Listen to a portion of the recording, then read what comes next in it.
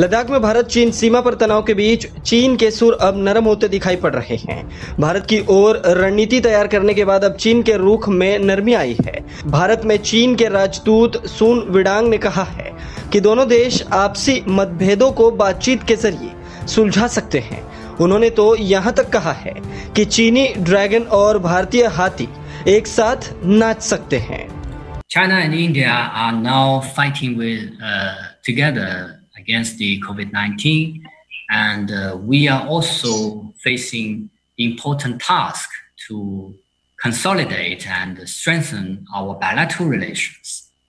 So I hope that the youth of our two countries could realize the importance of developing China-India relations and deepen your understanding of the important consensus reached by our two leaders.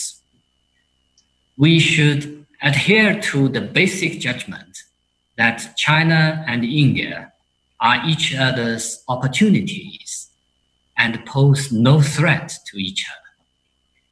We need to see each other's development in a correct way and enhance strategic mutual trust. And we should correctly view our differences and never let the differences shadow the overall situation of bilateral cooperation. And at the same time, we should gradually seek understanding through communication and constantly solve differences. इससे पहले चीनी विदेश मंत्रालय के भी बयान में नरमी का रुख दिखा। चीन के विदेश मंत्रालय के प्रवक्ता झाओ लिजियान ने कहा कि भारत के साथ सीमा पर हालात पूरी तरह स्थिर और नियंत्रण योग्य हैं। चीन के प्रवक्ता ने कहा कि सीमा से संबंधित मुद्दों पर चीन का रुख पूरी तरह स्पष्ट और सुसंगत है।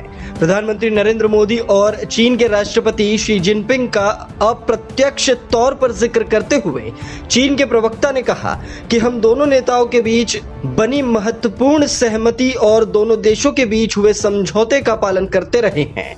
चीन के प्रवक्ता के बयान में भारत के प्रति कोई हमलावर रुख नहीं दिखा और उन्होंने तनाव बढ़ाने वाली किसी बात का जिक्र भी नहीं किया।